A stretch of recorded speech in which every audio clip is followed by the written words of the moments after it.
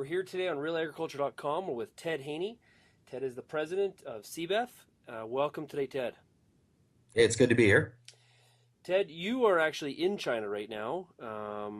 You had a big announcement last week regarding Canadian beef trade with China. Can you tell us a little bit about that? Sure, we're very pleased last week to see our Minister of Agriculture, Jerry Ritz, sign a letter of agreement with China's Vice Minister of Agriculture, Vice Minister Pugh, to reestablish trade in Canadian beef without delay, in a stepwise fashion, starting with fairly restricted boneless under 30-month access, but moving toward full normalization of trade over a specific period of time. So we're on the road to recovery in China. That's very positive, and our confidence that this agreement will be fully implemented is high, particularly as the signing of the agreement was witnessed by China's President Hu Jintao and also Canadian Prime Minister Stephen Harper. So very strong messaging around the letter of agreement, very strong support for it, a sign of political strengthening of relationship between the two countries, and a protocol that we can definitely live with in the short term and will create great value in the medium and long term. So, Ted, I guess if we are able to restore beef trade with China, what is the context of that? Like, how substantial of a market is China to the Canadian industry?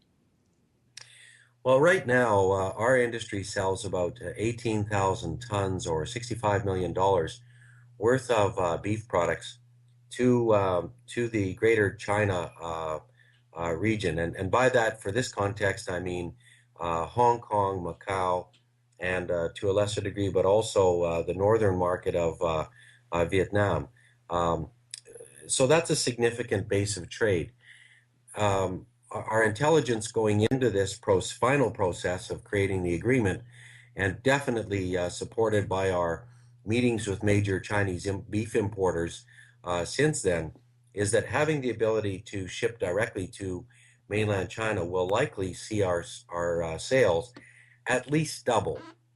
So moving beef sales, moving from at least some $65 million to $130 million annually over the next year or the latest 2 years from now. That means we'll move from processing about 125,000 cattle for China up to about 250,000 cattle a year for China. And that's, in a short term, that's a significant new contribution to cattle value in Canada, and the profitability that means for Canadian packers will trickle down to feedlots and through feedlots to the ranch as well. And I guess always that with a lot of these things, these announcements, that's always the first thing that a lot of ranchers or feed yard owners think of is is this going to have an effect on my own operation?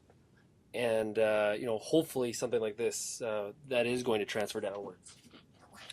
Well, no question. The best that research we've seen so far was completed last year, 2009, by Canfax Research in Calgary, where they estimated market openings since 2004 added, and that's outside the United States, added $270 per head in value to Canadian fed cattle, and the normalization of trade to the United States added $310 in value to Canadian fed cattle. So that's a direct pass down in value through packers who've maintained fairly constant margins over the period to the feedlot sector. That same study said addressing the major trade constraints that we still had then, which was a closed Chinese market, a closed Korean market, and removal of significant restrictions in Japan, South Korea, and Russia, would likely add another $130 per in value to fed cattle in Canada. So those numbers are big, they're meaningful, and they're real. So we know that this is making a significant financial contribution to our industry. So what kind of products are we shipping there? Are we shipping ribeyes? Are we shipping trim? What are we shipping there? Tallow?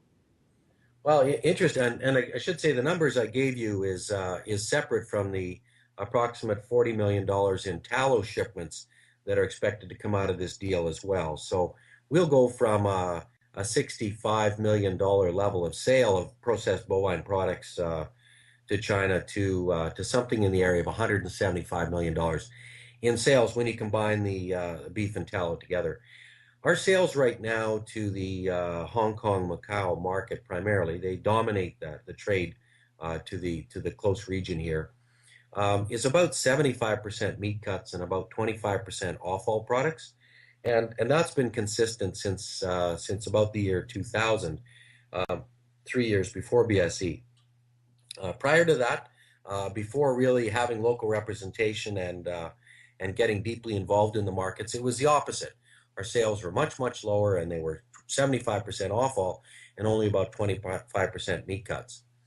For the meat cuts, there's two classes of product that flow now, and the same two classes will dominate trade going ahead. And that's high value middle meats, primarily for very high end Chinese cuisine and Western cuisine in the Greater China market, as well as the trade in small mussels, which move into more traditional ethnic cuisine, such as the Chinese hot pot and also the Korean style barbecue restaurants that are in all the major cities here in China as well. So it's interesting to note one of the largest single markets for prime and certified Angus and sterling silver branded middle meats, ribeyes, strip loins in the world for Canada today already is Hong Kong, and that dominates a portion of that trade, and helps to explain why the trade to Hong Kong today is second only to Japan when measured by unit value. The dollar per kilo of value that we sell to that market is second only to Japan. So very high value product with a good support base of offal product, and we can never undersell the value to our industry of having an additional market open for short plates and short ribs and chuck short ribs, intercostal cuts, as well as top blades and these other small mussels that primarily move into the local ethnic food service market.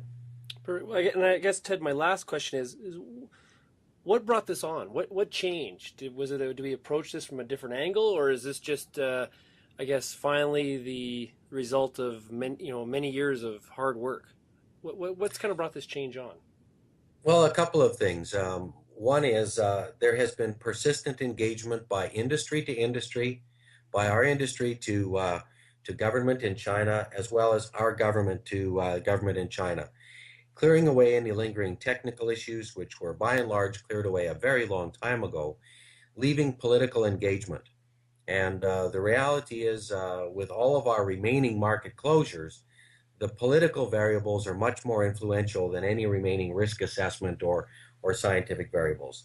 They always play, but those scientific variables play more as what process is going to be used rather than what decision will be made.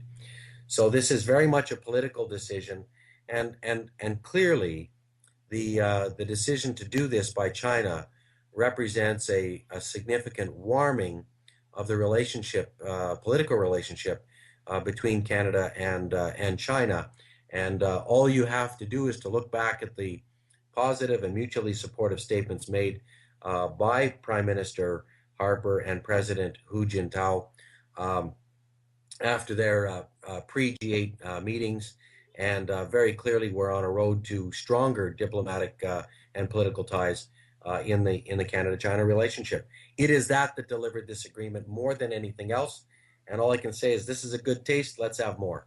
Exactly, Ted. Well, Ted, thank you very much for joining us today, and hopefully this means better times ahead for the Canadian meat industry, and thanks a lot for all your hard work. Pleasure. You bet. We'll talk to you again soon.